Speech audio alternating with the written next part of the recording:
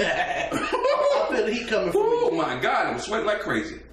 Go to the second one. What is that? Many of the images that cling to this concept. Yes. Many of the images. Pictures. Ah, is that what I just said? Subliminal mess television. The billboards out there. They're playing on the music and bouncing the booty. All that stuff. Come on, man.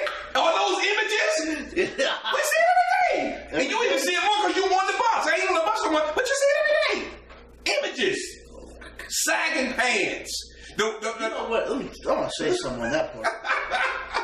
Yesterday, I really wanted to smack this dude. This dude literally had his pants down. Lord Jesus. To his knees. What's up with that? I'm like, and I'm thinking in my mind, like, do you really know where this actually came from? That's right. That's right. And I'm like, oh, if that brother knew. We knew. That's the spirit he's carrying around. And a lot of these guys that's doing it, it's the spirit. They don't even know it, that it's destroying them. Exactly. Slowly but surely. Okay? This is good stuff, Brother Josh. Wow. Where you at, brother? On the third one. Okay. Beneath this social... What's that word? Okay, look what we just said here. And we just, is this going to confirm what we just said? And I'm not reading all the stuff. A real man, is that what you're talking about? Yeah. A real man wears these kinds of clothes, smokes his brand of cigarettes, and drives this kind of truck. What is that, Brother Josh, describing? The what? Man box. There it is again. If we conform to these things in society, that's what society. So society conforms to us. Yeah, that's right. So now it still goes back to the psychological journey. We are all, a lot of us have bought into that, and we are on a psychological journey. We're not on a spiritual journey because we are being moved by everything that we see. We got to have $150 Jordans. We got to have these type of jeans. We got to have this. We got to have that. All that stuff is not important. You know what? I'm satisfied whatever I get. Hallelujah. I'm satisfied too. Because I go to Walmart too, brother. Please, man. All that stuff. Now, when I was younger, it meant something to me. But as I've grown older, that stuff don't mean nothing. It's a materialistic. That's all it is. See, and then we as men, we love to, we want the respect. Yes. By us thinking that we want respect, we go out and buy the $200. Yeah, try to get the respect. Try to get respect. Yeah. But see, you can get the same kind of respect shopping at Walmart. Yes. I don't care. Somebody's like, maybe you got some hand-me-downs here. I'm like, who cares? At least I got some clothes. Who cares? At least I got as long clothes. as you lead by example, that's what you need to be going by. And think about this one. I'm saving more money than they are. That's right. But see, that ain't how society is. Spend everything you got. See, my shoes are from Target. It don't matter, but you're walking. Some people ain't got that. Right or wrong? All right, then. Keep it moving, brother. Ooh, my God. I broke these things down in little segments here, so this is good. Wow, we may have to get back. We're going to get back into this next week because I already see we're not going to complete, but this is good conversation here. Beneath this social prescription for manhood, there lies the inner journey. There it goes. To maturity. Yes. See, going back to the scripture. There it is. When I spake as a child, I thought as a child. That's right. But when I grew up, I put childish things away. That's right. And that's what it meant to me when it said that there lies an inner journey. That's right. It's not an outer journey. That's right. It's not. It's not an outward journey. But a lot of us live outward journey every day of our lives because that's all we know. Exactly. And that's why we walk around. You know, I was talking to Brother Keith. And I'm going to explain to this after the broadcast about what's coming in the summertime. That we were talking about the intro to our new program once we change this around. Right. That if you go to the hospital and people are sick, and you know they got the heart monitor, beep, beep, beep, means that the heart is still beating. Mm-hmm. But all of a sudden, beep, what does that mean? Flatline. That's dead. They're dead. Their brain, their heart is stopped, or their brain is not. Well, not necessarily. I mean, they can be brought back. They can be brought back. Depending on how they die. It depends on how they die. Now, the point of it is, what I'm trying to get to is that a lot of us men are walking around flatline. We are. We're dead within ourselves. That's right. We are the living dead, walking around because we have no feeling, no conscience. We're not walking by the Spirit anymore. We walk by what Satan said is good for us, and that's what leads us to death. I'm gonna spray that devil with some holy Good water. God from Zion, man. You know, woo. Hit him with the holy oil. Yeah, I got some. I carry it in my pocket all the time. Back you D. Good God from Zion. Go ahead, Brother John. This is good stuff here. You know, it's funny because in my church, we have the authority to banish devils. Yeah. I'm gonna tell you a story real quick. That I was out with the missionaries and my friend Brother Parker. He had just came back from eating Chinese food. Okay. And the sister missionaries, they felt really uncomfortable in their house. So it's like the missionaries like, well, we gotta go cast a demon outside the sister's house. And I was like, I thought they were screwing with me. And the more I'm thinking about it, I'm wait a minute, are they being serious? And then like they were being serious because even when they walked into the house, they felt uneasy. Yeah. So they gave the house, you know, they made the devil go away. But I'm glad you said that, Brother Josh. And talking about the inward journey and the outward journey, and you're talking about belief and what you're talking about the demons. Now, I'm gonna paint a picture for you. And a lot of you men, you need to listen to this because it's very, very powerful. A lot of us we trust in what we see, but a lot of things that you see is not true. It's false. Perfect example. Do you remember watching the old vampire movies? Have you watched that? Okay. Now, you know, when they come upon the vampire, the first thing they do is do what? Try to kill him. They try what? To try to kill him. Okay, how do they try to kill him? With a stake through the heart. Okay, before that, if they don't get to the stake through the heart, what's their next weapon they use? Silver. What? Like what? Silver bullets. Well, a bullet can't kill. That's werewolf. Let me think about this first. What do they use to fend off the vampire? Garlic, but what is the other main thing? We're talking about faith now. We're talking about the inner walk, the inner journey, and the physical journey. What else do they use to fend off a vampire? Oh, the cross. There you go. That's where I want to get you to. The crucifix. That's right. The point of it is the vampire, the crucifix represents the death of Christ, giving you power. Just like you're talking about the women's home going to ban out the demon. Now, the cross does not have a cross. All a cross is a symbol. Your belief in the cross, that's what gives you power. Now, have you ever seen in a vampire movie that somebody puts up a cross and a vampire knocks it out of his hand? Nope. You ain't never seen that. You need to watch some old vampire movies. Because he would not be able to do it because that person's faith was not strong enough in the cross. He was just used as a symbol. But when you have faith in the cross... Oh, you ain't knocking mine out. He won't knock it off because your faith is stronger and he knows that. That's why he has to do this. But when he sees that your faith is not strong, he can knock it out of your hand because it's not the cross that's going to condemn him. It's your faith. It's your faith that's going to condemn him. And you know what else will kill a man? What's that? Sunlight. Not sunlight. Oh yeah, that'll kill him too. But that's why I brought that up because you talk about the faith of the women. Yeah. They got to cast out. Same thing with the vampire. You got to have faith. And you, if you're walking. But see, sometimes people put their faith in the wrong thing. That's what I'm talking about. That's why this is a psychological journey. It's not a physical journey. And if you continue to buy into the physical thing that you see, it's going to lead you to destruction and finally to a physical and a spiritual death. Good God from Zion, Brother Josh. Let's go. Whoa, this is good, man. I like this. I'm going to ask you a question. Yeah, go ahead, brother. No, when we're done. Okay. I mean, it kind of portrays. All right, go ahead. I'm listening. So, we're talking about, faith. Mm-hmm. What really happens to our body when we die?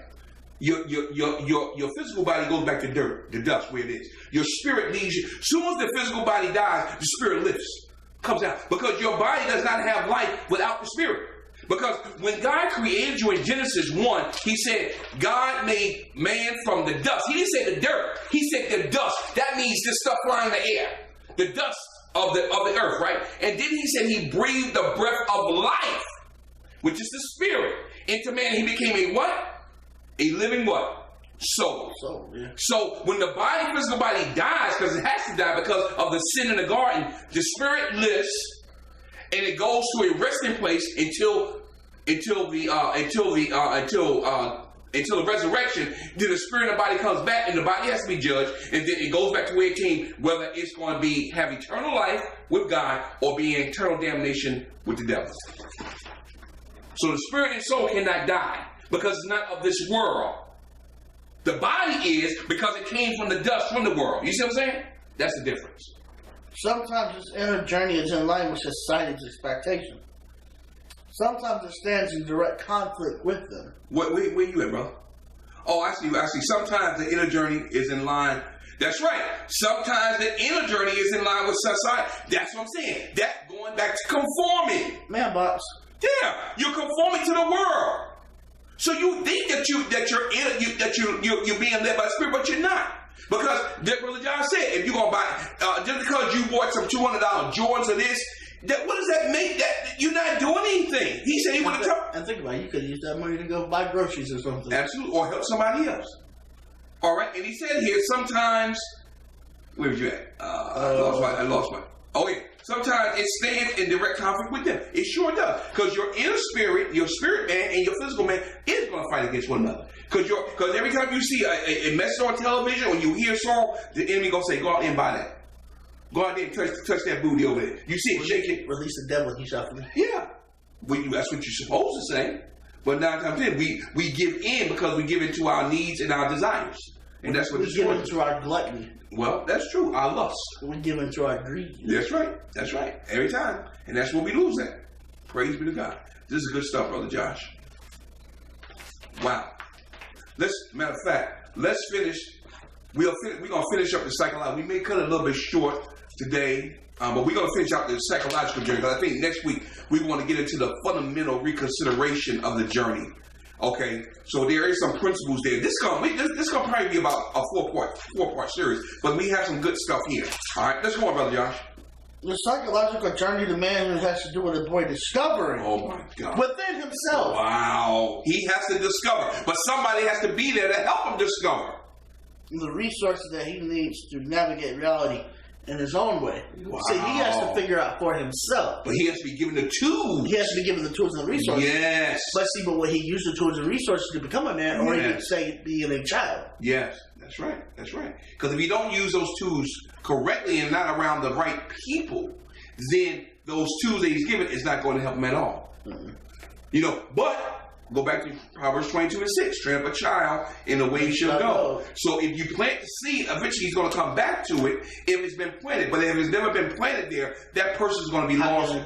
That's he can't grow. Water. There's no person watering the That's right. to feed it. That's right, sir. That's right. Absolutely. It will, therefore, often lead him away from the expectations of parents. That's right. Teachers and etc. That's right. If he lets it. That's right. If he lets it. It's your choice, man. Out there is your choice to choose the inward journey, which is spirit, or the physical journey, which is Satan's way. Your choice. Not everyone will choose or find it possible to trust. That's right. Their own impulses. That's right. Inclinations and yearnings of the collective voices of society. Oh, that's good. That's a good word there, Brother Josh. The psychological journey is an ever-present opportunity, a glimpse of potential. Oh, so in the spirit, that's where you understand what your potential can be. Oh, I like this bottom part. It said, "It is not a promise." That's right. And it is not a path that we are fated to tread to its conclusion. Yes. We always have free will. That's right. You got a free will. It's your choice. Like Brother Josh said before. When you said something before that, it brought back to mind. You said something earlier. It's not a promise, ever-present opportunity. What did you say earlier? Shoot, I lost it. You said something earlier. What does it pertain to, bro? It pertains to this. You said something. The psychological is an ever-present opportunity. It'll come back to me. I lost my train of thought. But that's good. That's a good word because that lets you know that you do have an opportunity and you have to choose. But if you don't choose the right way, then you're never going to figure out what a man is because you're going by sight. You see what I'm saying? That's what messes us up. And that's okay. It's all right to look at pretty women, look at nice cars. It's okay. But you got to be directed by the Spirit. It's all right. It's all right to admire the things that God created. All right, but you can't worship it. You can't serve it. If you do, then you're gonna fall short each and every time. You're gonna fall short. What's this word in Jungen? Oh, Jurgen. Oh, that's called Jung. He was a psychologist. In Jungian psychology, the natural maturation process that occurs within people's psyches is referred to as individuation. That's correct. Carl Jung explained that the great creative thrust of the psyche, for example, as it manifests in our dreams, works to help us become the people we were born to be. That's right. It also counteracts the social forces that might otherwise hold us back. So that means every day we are in a spiritual battle. Didn't Paul say that we fight not against flesh and blood, but against principalities and high places, pulling down the strongholds? We're fighting every day. You got to choose. Each and every day, man, you have to choose whether to do what God tells you to do or do what society tells you to do. But if you're not born again, you're not going to do what God is going to tell you to do, because you have, or Brother John, you said something like that earlier. If you don't know who that is or God is, you're going to go by what you feel or what you see. And that's what we do. We all do that. Because this is what society's doing. So if they're doing it, it's all right for me to do it as well. But no, it's not. The culture images of manhood can encourage boys to imitate older males and in the process lose sight of who they really are inside. How many times do you see that? Every day. Imitating what they see. Every day. Every day. Wow. The inward journey of individuation works to steer them back toward their true selves. That's right. The inward journey. But if you don't know who you are, if you don't have no principles, if you have not been taught, if you have not been bestowed upon, you're not going to get to that point. Go ahead, brother. Boys can most successfully navigate the often difficult transition into healthy manhood if they learn to trust themselves. Well, any outside forms of help that they may receive, such as mentoring, counseling, and therapy, can be beneficial to the extent to which they foster this sense of trust in self. Yes. Programs that instead stress any kind of conformity to social norms will work against the natural process of individuation. That's right. That's right. They will promote cultural ideals at the expense of a boy's inner potential. That's right. So the society's job is to destroy anything that God has planted within you as a gift. He wants to destroy it because he does not want you to reach your full potential. So if he's working against you, if you're not in touch with a mentor, somebody that can help you, and Brother Johnson said that he got mad at me sometimes when I said certain things, but I was just trying to get him to realize that it's something deeper inside there for you, man. You know, but if you don't see that, you're not going to receive that right away, because if you're not in line with the Spirit, you're not going to receive that. You're not going to receive it. So don't be discouraged and don't allow the enemy to destroy you in your thinking, because everything that you do in this world, while you're on this earth, is all mental. It's not physical, because you got to first have it mentally before you act on it, right or wrong. Right? The thought has to be there before you act upon it. The journey from boyhood to manhood can be fraught with risk. That's right. That's right. Perhaps the biggest threat is that boys will come to believe that they cannot be men unless, in the process, they become someone who they are not. Oh my God. We see today the gangs. We see the drug ads. All this stuff. We're trying to be somebody that we are not. And we talked about that earlier about envying somebody else. Well, he got a brand new Mercedes. I'm gonna go out there and sell drugs. I'm gonna get one too. He got all these hoochies and all these hot mamas. I'm gonna do the same thing. Want what somebody else wants. We always gotta realize that the grass is not always green on the other side of the fence. Nope.